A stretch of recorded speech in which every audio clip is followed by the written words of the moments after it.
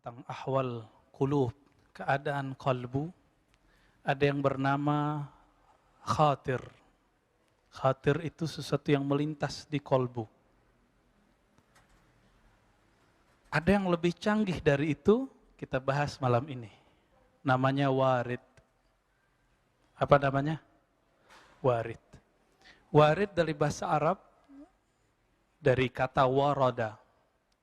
Pernah mendengar istilah dalam ilmu hadis, asbabul wurud. Asbab wurud. Kalau Quran, asbab nuzul. Karena Quran dari Baitul Izzah, dari langit, turun. Maka disebut asbab nuzul, sebab turun. Nabi SAW fisiknya ada di bumi. Maka apa yang muncul dari kalam Nabi, apa kondisi sebelum Nabi berbicara, berbuat, disebut dengan asbabul wurud. Tapi itu istilah ahli hadis. Setiap ilmu ada istilah yang berbeda. Dalam ilmu qalbu, ada yang disebut warid, tapi sesuatu yang datang ke dalam qalbu. Dan warid ini pasti baik. Beda dengan khatir. Kalau ada bisikan dalam pikiran kita, itu belum tentu benar. Tapi kalau warid ini pasti benar. Saya mau tanya, Bapak Saudara makan Allah, dulu pernah zikir nangis? Pernah enggak? Yang enggak pernah nangis, ya salam. Ya. Kerasnya hati kita ya. Itu gunung kalau hujan, keluar Pak, air mata air muncul. Bahkan di musim kering pun masih bisa memancarkan air.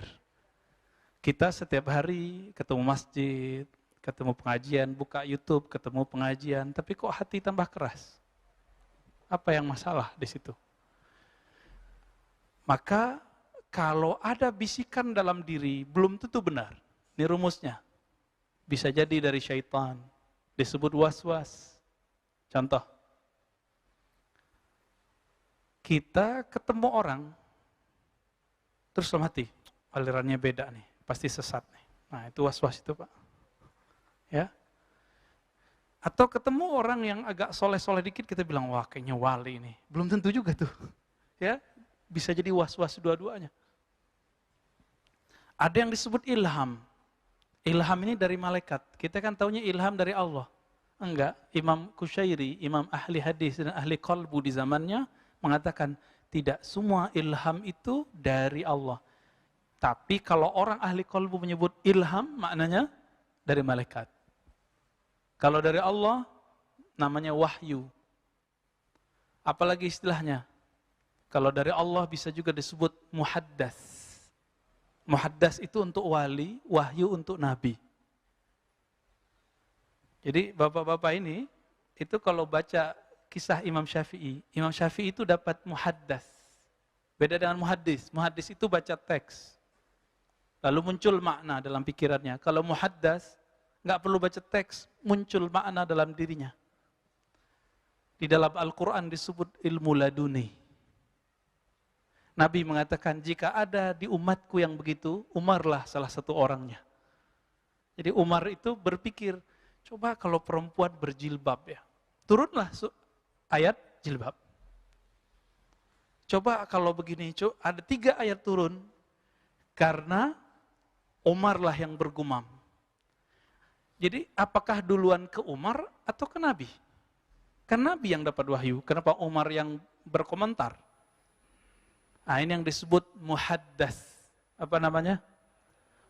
Muhaddas itu orang yang diajak berbicara oleh Allah, tapi dia bukan Nabi. Ini hadis sahih Bukhari dan Muslim.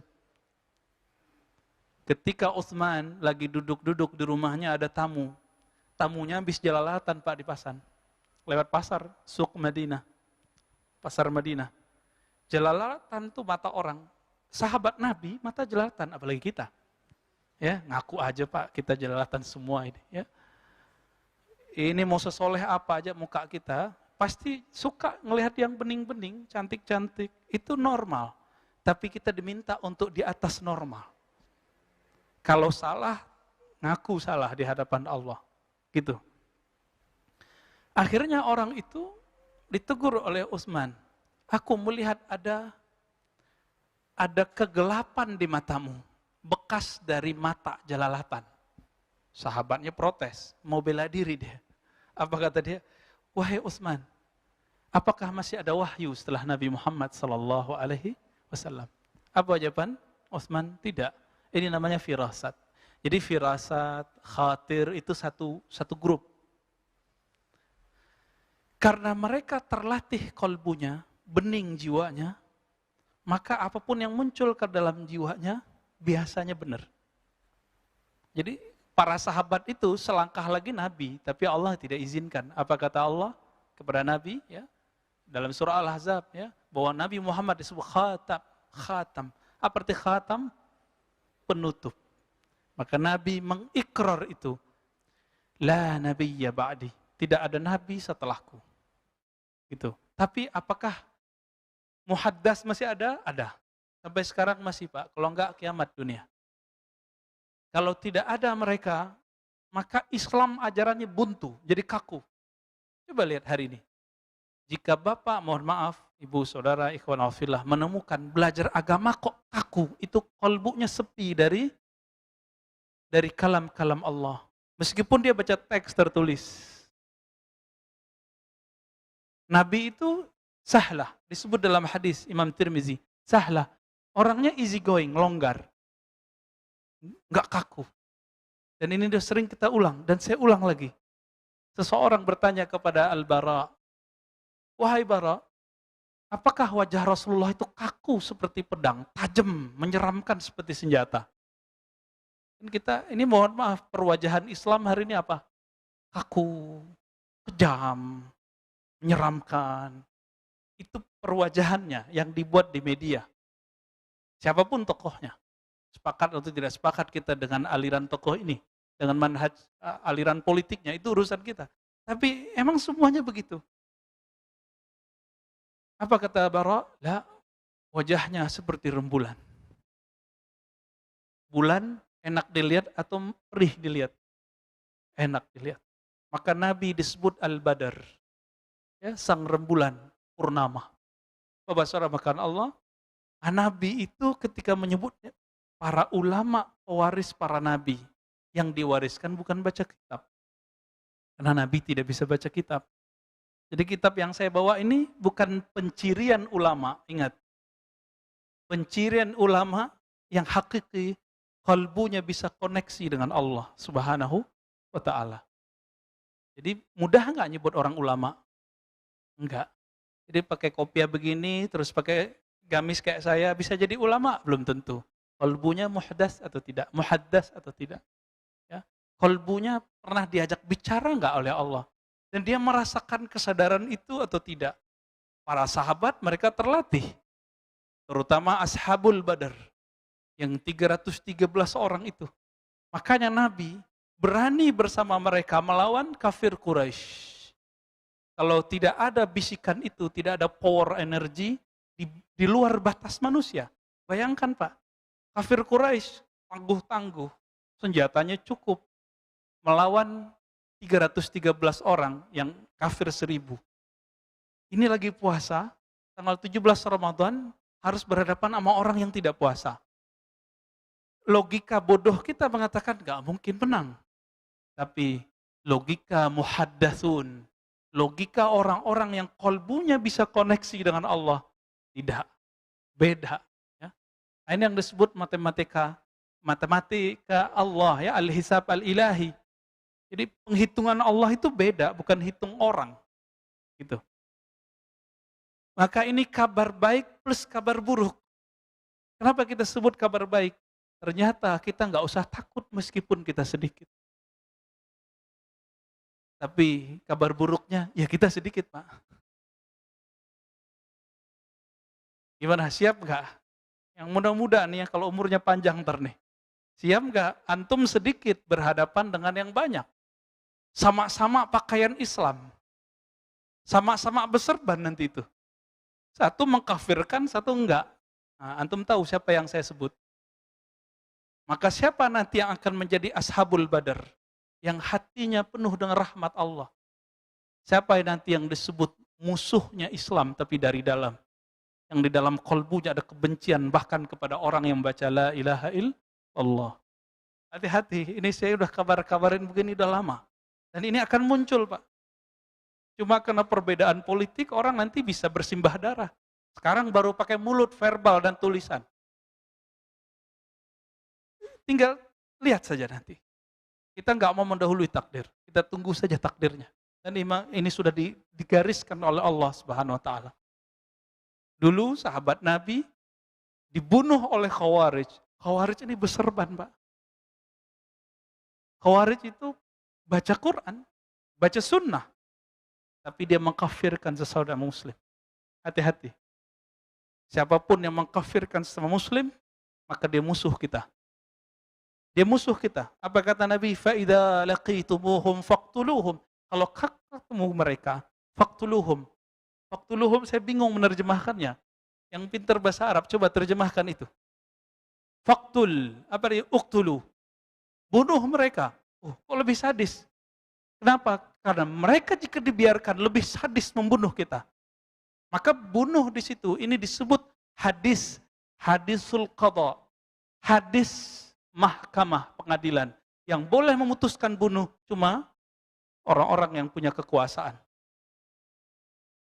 Jadi kita nggak boleh main bunuh-bunuh, Pak. Ya, baik. Kita masuk ke Al-Warid. Kita tinggalkan hiruk-pikuk di luar. Mungkin Bapak ini sama yang di sampingnya beda aliran politik. Nah, lupakan dulu itu. Ya, lupa cara sholatnya satu kunut, nggak kunut, udah lupain dulu. Ya, sekarang kita lihat Al-Warid. Apa yang disebut warid? Warid ini berarti ma yaridu alal qulub minal khawatir al-mahmudah. Jika ada yang terbersit dalam pikiran, masuk. Lalu ada yang positif di dalamnya. Inilah yang disebut dengan warid. Tetapi warid ini lebih umum. Kadang-kadang tidak ada kalam di situ. Kita baca istighfar, tiba-tiba air mata meleleh. Bapak ibu ini pengen sholat khusyuk. Bertahun-tahun cari sholat khusyuk. Di saat lupa pengen sholat khusyuk, tiba-tiba tersentuh oleh takbirnya imam atau takbirnya seseorang. Atau tersentuh dengan kalimat yang dibaca sendiri. Tadinya lupa, pengen sholat khusyuk. Setelah mencari, datanglah warid itu tanpa dikehendaki. Suatu kali ada seorang yang rindu kepada Rasulullah. Ya, orangnya masih hidup. Rindu Rasulullah dan dia dapat hadis. Siapa yang mengucapkan salam kepadaku, Allah kembalikan ruhku, aku menjawab salamnya. Ini yang disebut al-hayatu ba'dal maut. Nabi hidup setelah mati. Percaya, Pak? Yang ngomong Nabi. Ya? Yang ngomong Nabi, percaya? Ini yang disebut oleh Imam Sidi Ahmad At-Tijani dalam kitabnya Al-Faidur Rabbani. Beliau dulu pernah belajar di Madinah, lalu pindah ke Maroko, orang Aljazair, ahli hadis. Apa kata beliau? Inilah dalil bahwa Nabi kita, Nabi Muhammad SAW, bisa hidup setelah meninggal. Gimana caranya? Sampaikan salam dari dalam diri, dari dalam kalbu, katakan Assalamualaikum ya ayuhan Nabi wa rahmatullahi wabarakatuh. Atau assalatu wassalamu alaika ya Rasulullah. Salam rinduku tolong disampaikan ya Allah kepada Nabi Muhammad sallallahu alaihi wasallam. Dijawab gak? Pasti dijawab. Kalau enggak, Bapak bakar kitab hadis yang ada kita pelajari itu. Ya. Hadis itu sahih. Yang tidak meyakininya, mungkin dia tidak belajar hadisnya, atau dia tidak tahu hadisnya, atau baca cuma lewat. Kadang kita dengar ayat, contoh tadi, imam sebanyak itu baca ayat, ada yang masuk nggak Pak ke dalam diri? Banyak yang lewat. Mau sebagus apapun bacaannya, jika tidak dapat warid, ayatnya tidak tembus ke dalam kolbu. Cuma enak didengar. Berarti kita jarang dapat warid, ya. Tapi sering dapat khawatir. Makanya kalau lagi sholat, masih ngomong aja di dalamnya. Ya kan? Masih ada yang berbicara dalam diri kita lagi sholat. Dan itu mengganggu. Nah, si warid ini, dia datang dari Allah Subhanahu wa Ta'ala, kadang datang dari malaikat. Dua itu aja. Dari Allah atau dari malaikat. Tapi ada satu hal yang spesial. Dia datang dari dalam ruh. Itu yang permanen. Karena ruh itulah yang berkoneksi kepada Allah. Maka jika datang dari ruh, itu nggak akan pernah lagi berubah. Meskipun zahir orang ini tidak suci. Meskipun dia dijeblosin lagi ke maksiat manapun, pasti balik lagi. Apa ciri-ciri orang dapat warid? Dapat anugerah. Jadi kalau boleh kita terjemahkan, warid adalah anugerah rohani. Banyak orang punya sajadah bagus, punya baju bagus, kopiah bagus, serban bagus, tapi khusyuknya belum bagus. Berarti belum dapat warid, gak usah khawatir. Allah itu kaya. Kaya atau miskin Allah itu? Seandainya semua kita dikasih khusyuk, Allah masih punya perbendaharaan khusyuk nggak? Jadi nggak usah pelit memikirkan itu. Ya, maka kalau antum sudah ketemu guru yang bisa melatih kita, kalbunya lembut, bawa teman sebanyak-banyak mungkin ngaji kepada orang itu. Karena itulah kunci ada di sana. Orang ini disebut al-waris al-Muhammadi. Dia pewaris ajaran rohani Nabi Muhammad sallallahu alaihi wasallam. Yang Nabi wariskan bukan sekedar, mohon maaf, jenggot panjang. Enggak. Nutup aurat, iya. Serban, iya. Tapi yang paling penting di situ adalah kolbu yang dapat warid. Nah, maka bagi ahli kolbu, warid ini hampir setiap hari dirasakan. Sebagaimana setiap hari fisik ini mendapatkan nikmat. Saya mau tanya Bapak Saudara Allah, setiap hari dapat nikmat nggak? Nikmat kan bukan fulus doang. Sepakat? Fulus doang? Enggak. Bisa nafas nikmat nggak? Yang pernah asma coba pikir-pikir. Iya ya. Yang pernah asma Pak. Yang pernah dulu pakai tabung oksigen. Atau apa tuh kalau lagi COVID dikasih apa namanya? Ya, biar nafasnya agak legaan gitu. Ya, yang pernah merasakan itu nafas nikmat gak? Tapi nikmat ke badan. Saking seringnya kita dapat nikmat nafas, kita lupa kalau kita dikasih nikmat. Gitu. Maka Allah Ta'ala tegur, kalau kamu tidak ingat aku saat aku kasih nikmat, aku akan ingatkan kamu dengan mencabut nikmat. Pilih. Pilih yang mana? Sadar saat masih nafas atau sadar saat ngap-ngapan sakaratul maut? Ya, insya Allah hadirnya kita, tanda kita masih mau sadar. Semoga Allah terima. Amin. Ya. Maka bagi ahli kolbu, khusyuk itu bagi mereka, itu sudah setiap saat, udah biasa sekali. Kenapa? Setiap takbir dia sudah merasakan nikmat. Setiap baca Fatihah itu seperti orang bercengkrama dengan Sang Maha Kekasih. Coba ngobrol sama kekasih seneng nggak? Kita kalau udah seneng orang kita ajak ngopi, ngafe. Sekarang kan Indonesia lagi berjamur kafe. Walaupun lagi COVID, D-nya hilang Pak. Ya kan? Berubah jadi I, coffee. Nggak bisa nggak. Dan Tangerang Selatan paling unik. Orang Jakarta Selatan pada kesini semua Pak. Sampai jam 12 nggak tutup. Ajib ini, Tangerang Selatan. Dan bagi saya ini sangat waras ya. Manusia emang orangnya suka sosialita.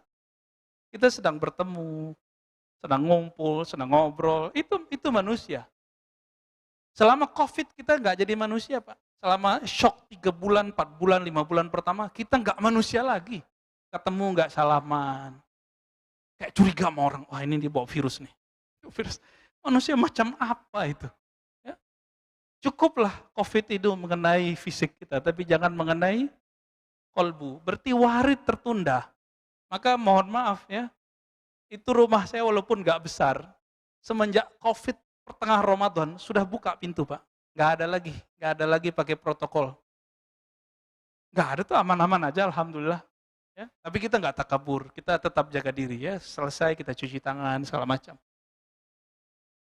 Mohon maaf Pak ya, masjid ini karena jaga image ya, udah jaga aja dulu. Ya, ini ya biarin aja deh Pak. Kasihan ya. Kalau nggak begini mungkin ditutup nanti. Misalnya bagian situ ada yang kena, yang ditutup ini. Maka ini tetap biarin begini dulu. Jadi Allah itu sedang mempersiapkan kita sekarang untuk tidak takut dengan ketakutan yang lebih besar setelah ini. Bukan nakut-nakutin, Mbak ya. Tapi kapan waktunya saya tidak tahu, hanya Allah yang tahu. Karena Nabi SAW mengatakan setiap zaman akan bertambahlah fitnah, kekacauan, ketakutan. Kalau nggak kuat minta nyawanya diambil, Pak. Insya Allah diambil sama Allah. Tapi kalau mau jadi pejuang-pejuang akhir zaman, ya latihan warid. Biar nggak salah pilih guru nanti. Biar nggak salah pilih pemimpin imam nanti, imam rohani. Warid ini, orang yang punya warid, dia akan menemukan al-imam akhir zaman. Tapi kalau nggak punya warid, antum emosi lebih banyak. Ya.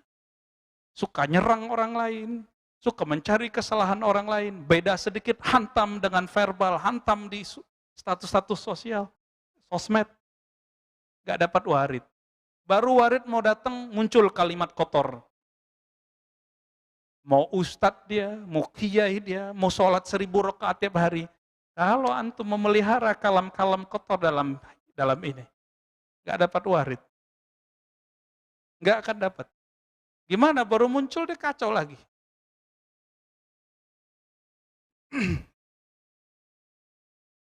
Mimma la yakunu bita'ammudil abdi. Ciri-ciri dari warid itu tidak bisa disengaja. Maka tidak ada orang namanya khusyuk itu dibuat-buat, gak bisa. Gak bisa.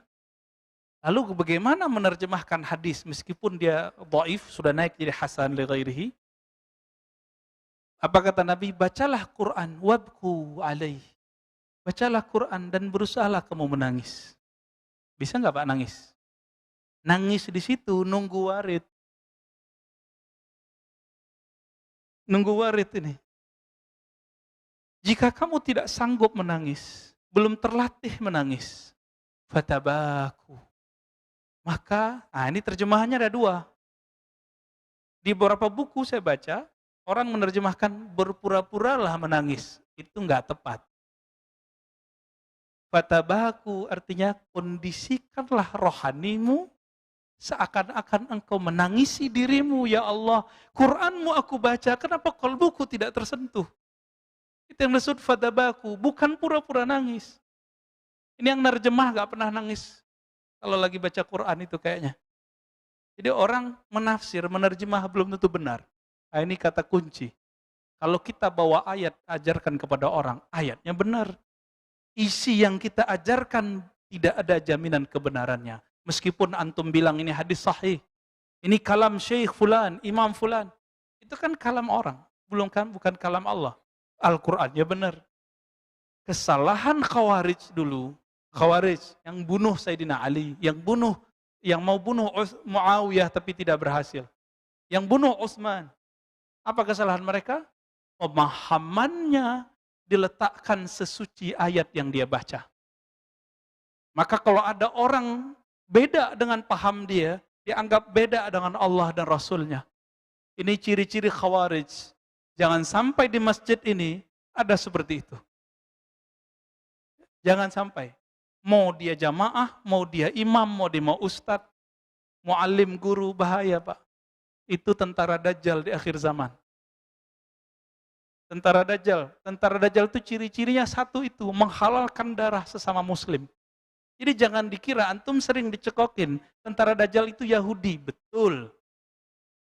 Itu tentara yang di luar Islam, yang di dalam Islam. Siapa? Zombie-zombie yang berwajah-wajah muslim. Pakaiannya Islam, tapi batinnya kufur. Suka mengkafir-kafirkan orang. Nauzubillah min dzalik. Hati-hati di sini. Hati-hati di sini. Terbersit sedikit saja merendahkan orang, warid gak datang, Pak. Gak mudah ya, jadi waliullah. Maka si warid ini, rahasia rohani ini hanya datang kepada calon wali atau wali.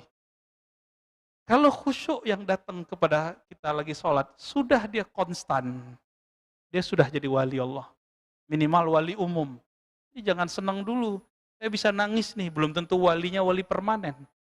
Paling-paling wali kondisional. Ya. Giliran susah aja bisa nangis. Coba atau ingat-ingat. Dulu waktu susah bisa nangis kan? Sholat mau dikasih susah tiap hari biar nangis. Gimana Pak Mirwan? Nggak mau ya. Jadi nggak bisa. Nah, kembali ke cerita tadi. Ini saya menjelaskan ini untuk menceritakan yang tadi. Orang yang rindu Rasulullah itu bertahun-tahun sholawat. Karena membaca satu hadis. Nabi kalau disalamin pasti balas. Balasnya bukan lewat surat, Pak. Allah kembalikan ruhnya. Kalau dikembalikan ruhnya hidup atau bukan? Hidup. Dan saya meyakini itu. Ini yang dimaksud Al-Habib Umar bin Hafiz. Kalau orang sholawatan, Nabi hadir itu maksudnya itu di situ, Pak. Bukan khurafat yang beliau ajarkan. Ini anak-anak muda baru ngaji kemarin sore, nggak ngerti siapa Al-Habib Umar bin Hafiz. Saya nggak pernah ngaji dengan beliau, tapi saya pernah hadir satu konferensi multaqa ulama. Dan beliau mengisi. Dahsyat sekali. Kalamnya dari awal sampai akhir menyejukkan semua. Seakan-akan Rasulullah ada lagi, Pak. Seakan-akan kalam Nabi itu yang sering kita baca di teks, itu ada di lidahnya semua. Tapi saya nggak pernah dengar beliau membalas orang yang mengkafirkan beliau atau mengatakan ini Habib khurafat. Nabi udah mati kok tuh. Kurang ajar orang ngomong, Pak. Jadi bagi saya kalau orang bilang Nabi mati, bagi saya udah suul adab. Walaupun betul Nabi sudah Allah angkat. Hanya Allah yang boleh bilang, ya, afa immata au qutila. Ya. Jika si Muhammad itu mati atau terbunuh, hanya Allah yang boleh ngomong gitu. Maka Umar mengatakan, siapa yang bilang Muhammad mati, saya sembelih. Karena bagi Umar sang kekasih, yang bilang kekasihnya mati, itu orang adabnya buruk, rohaninya gak hidup, gak punya adab. Jadi bilang mati aja udah marah Umar. Tapi sahabat Nabi dari dulu dua mazhab. Satu mazhab Umar, satu mazhab Abu Bakar. Nah, sampai sekarang kan begitu. Nabi dihujat di Perancis, maka umat Islam terpecah dua.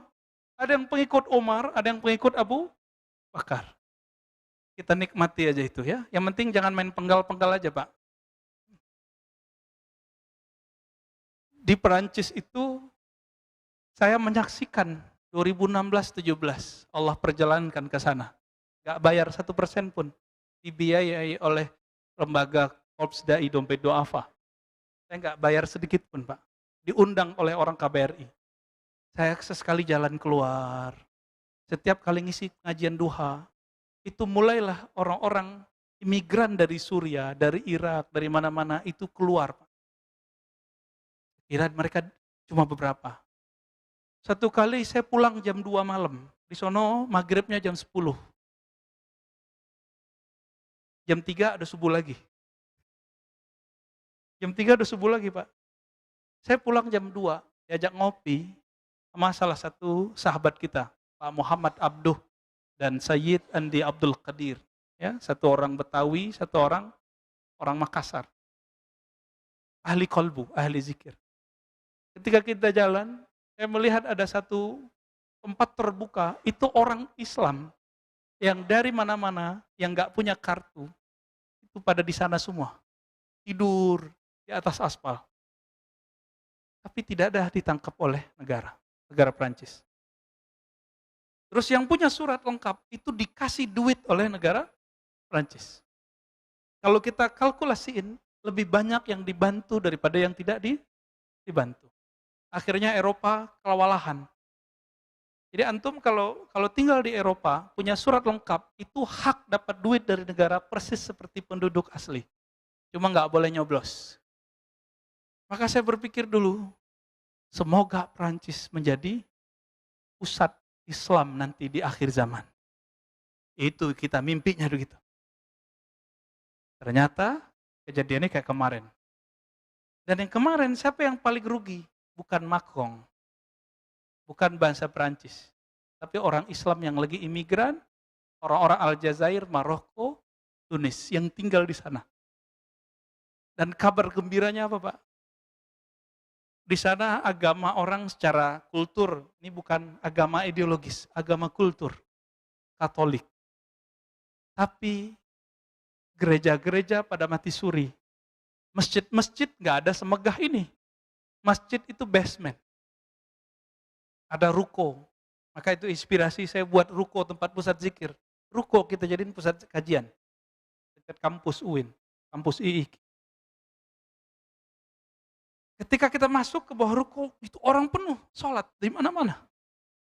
Dan mereka sholat semalam itu bulan Ramadan 1 juz. Dan banyak. Orang Prancis menyebut orang-orang soleh itu praktikong. Praktisi yang mengamalkan ajarannya.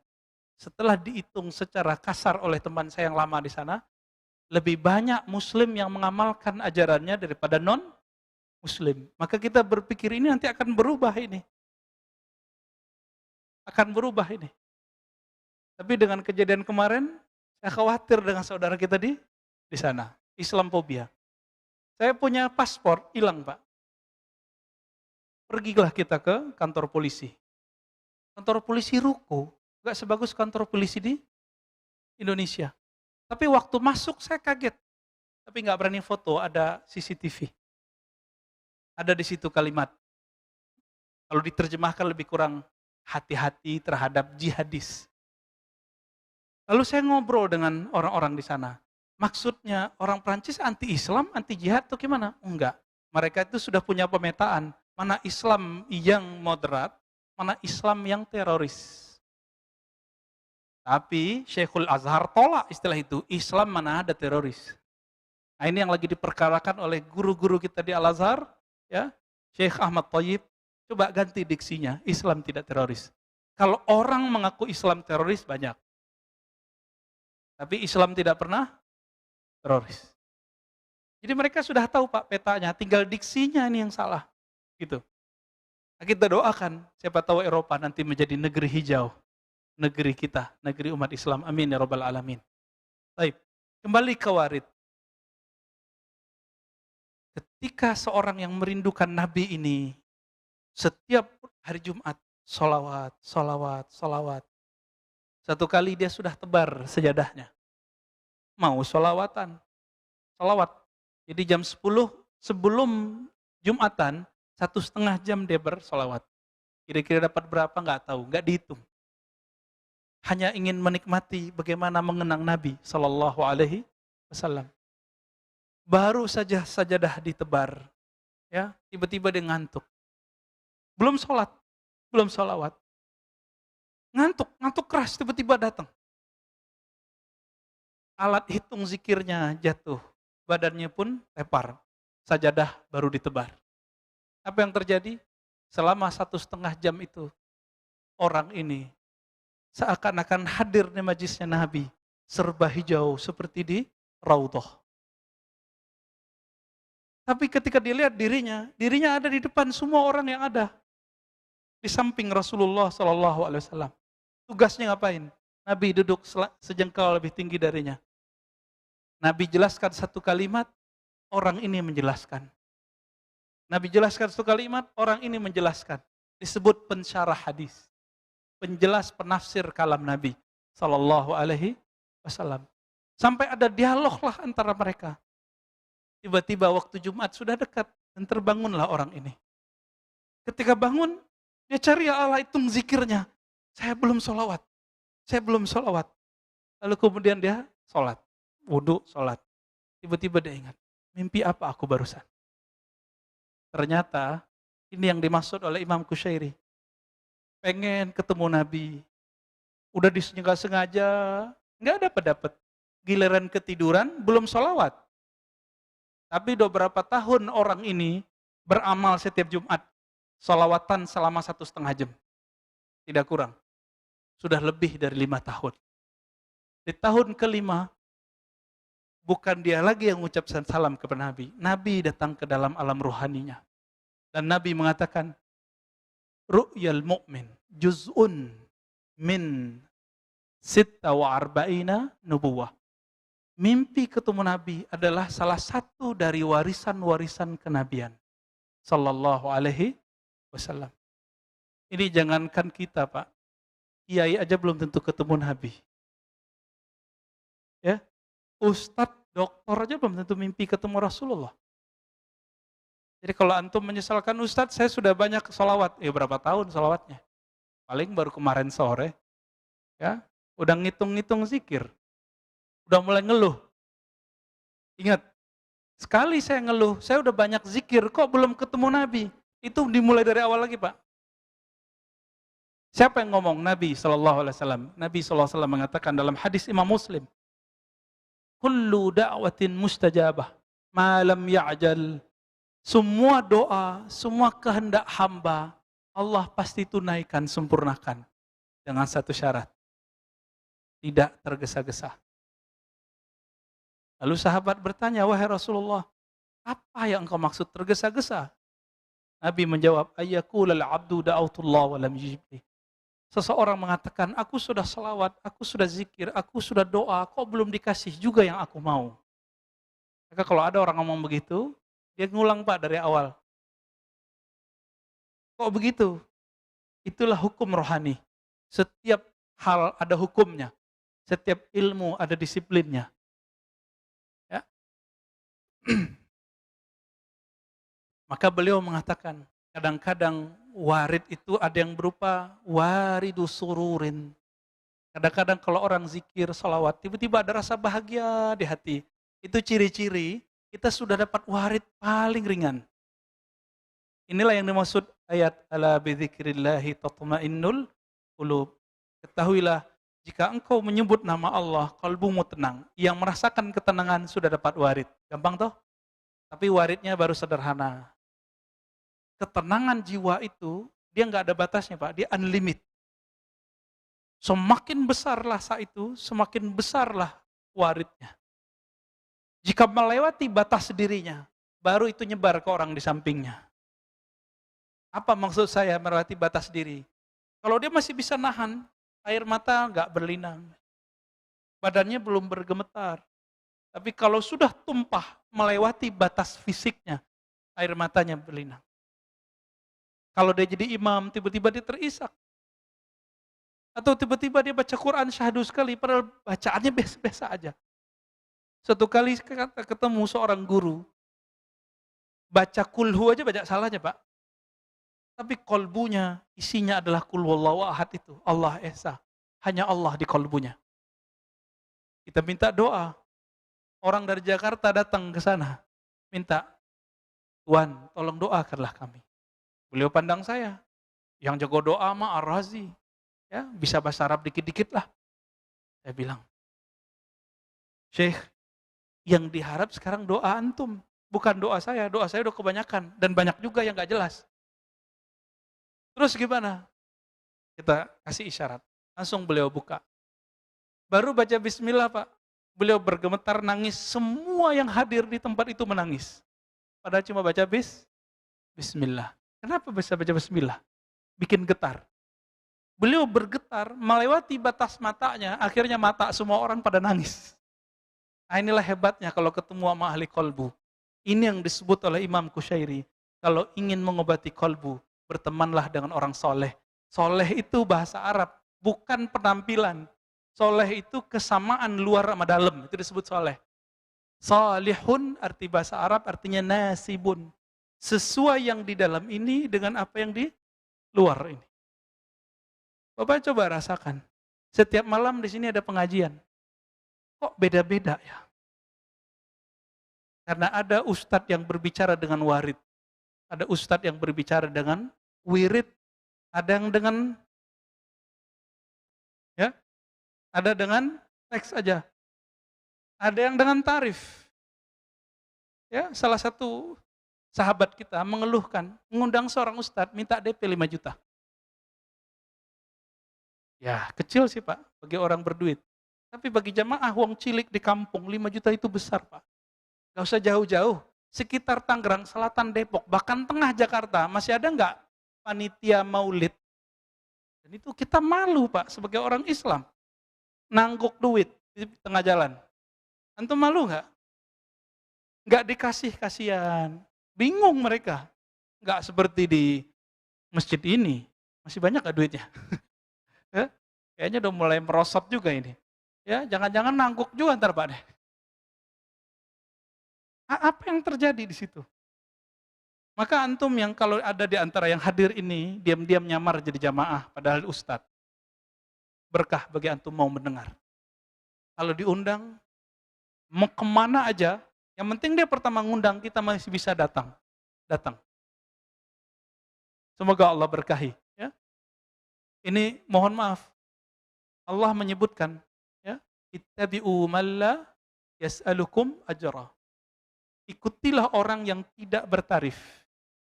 Karena mereka yang disebut muhtadun, orang-orang yang dapat hidayah, warid. Kata Imam Suhrawardi, hidayah itu bukan gelar. Dia jatuhnya bukan ke otak. Hidayah itu jatuhnya ke kolbu. Maka muhtadun di situ artinya warid. Mereka lah yang dapat warid. Kalau ustadznya cuma baca kitab, ustadznya cuma melihat yang fisik-fisik, apa yang membuat ustadz berbeda dengan jamaahnya? Kalau Nabi itu sama dengan filosof seperti Socrates, Aflatun. Socrates bunuh diri Pak, minum. Pusing memikirkan kota kecil bernama Athena. Katanya cerdas. Kenapa? Karena dia dan murid-muridnya sama, mentok, hanya mengandalkan ini. Kecerdasan Rasulullah itu kecerdasan warid. Nah, ini yang harus antum latih. Kalau mau jadi waliullah pasti punya warid. Kalau enggak ada waridnya. Dan waridnya permanen. Kecuali wali-wali yang umum. Kekasih-kekasih Allah yang umum. Semoga kita termasuk kekasihnya. Amin. Apalagi bentuk warid. Waridu huznin. Kadang-kadang ada rasa sedih, terenyuh. Kadang-kadang waridu qabdin. Kayak ketakutan. Pernah zikir terus tiba-tiba merasa takut? Baca istighfar, tiba-tiba kebayang semua maksiat yang kita buat. Orang kalau dapat ini, dia dapat hadiah lain. Dia akan merasa lebih rendah diri daripada orang lain. Tidak akan pernah menganggap orang lain itu hina. Kalau dia dapat warid, namanya warid qabd. Qabd itu secara harfiah artinya jantungnya, hatinya, jiwanya digenggam oleh Allah. Tapi maksudnya adalah Allah beri rasa takut kepadanya.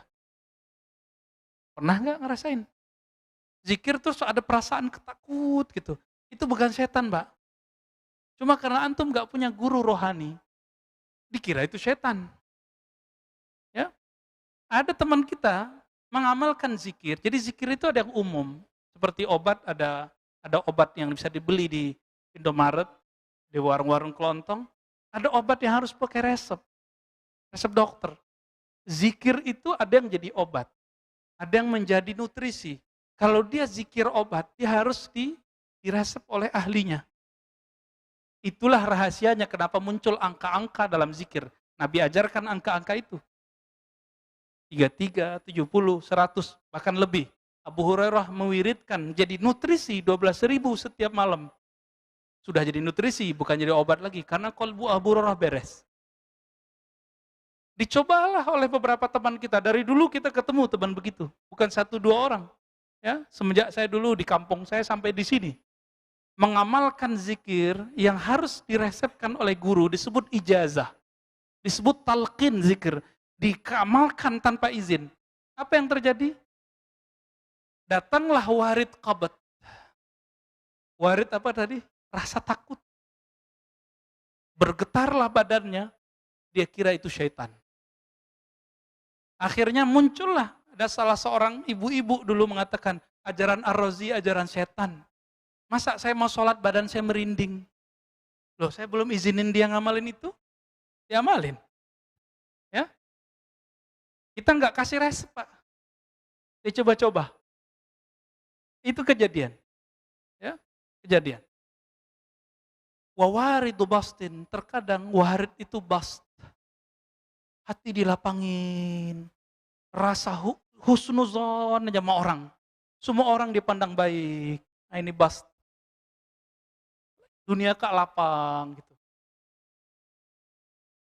Bahkan beliau mengatakan ila ghairi dzalika minal ma'ani. Ada warid-warid yang lain. rasa khusyuk. Itu Fatihah, Bapak kalau dapat warid nih tiap kali sholat, warid yang di subuh itu beda Pak sama zuhur. Kalau ngerti ilmu ini.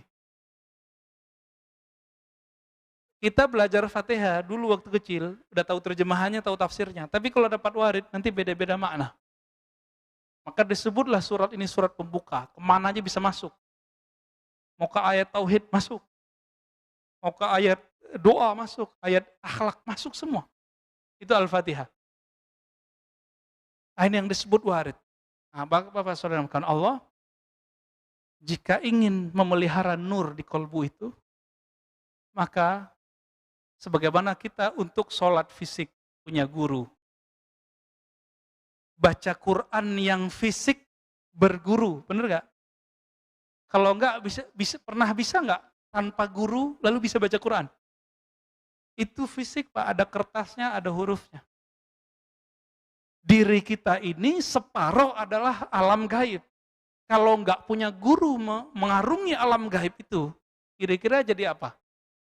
Jadi Ahmad Musodek Pak, Amalia Eden. Atau ketakutan, makanya kita udah lihat di luar-luar sana, mohon maaf. Banyak orang belajar zikir, salah niat. Dan yang paling mengejutkan saya, yang paling penakut itu di luar sana, itu orang-orang yang belajar zikir-zikir begini. Tukang debus, zikir pelet, ya. Itu orang-orang begini, sering merasakan ketakutan yang gak jelas. Berarti dia bukan dapat warid. Ya, dia dapat was-was syaitan. Was-was syaitan. Nah, hati-hati. Jadi bagaimana cara mendapatkan wirid, dapat warid? Hanya dua. Satu, bergurulah kepada ahli wirid. Apa arti wirid? Orang yang istiqomah berzikir. Karena Allah Subhanahu wa ta'ala. Bukan untuk pelaris, bukan untuk pelet. Nah, ini disebut ahli wirid. Yang kedua, tiru apa yang orang itu punya. Apa yang dipunya oleh ahli wirid? Wiridnya. Maka yang kedua, hendaklah seorang kita punya wirid. Masih ingat tadi arti wirid apa? Zikir-zikir yang diistiqomahkan. Nah, kabar gembiranya dari Imam Ibn Athaillah As-Sakandari. Ciri-ciri orang dapat anugerah rohani, dia sudah mulai merutinkan satu amalan. Ini saya kasih amalan sederhana aja Pak. Sudah ngamalin witir tiap malam belum? Belum? Sebagian udah ya. Coba mulai malam ini secapek apapun, walaupun satu rakaat, walaupun cuma Fatihah, jangan lupa sholat witir.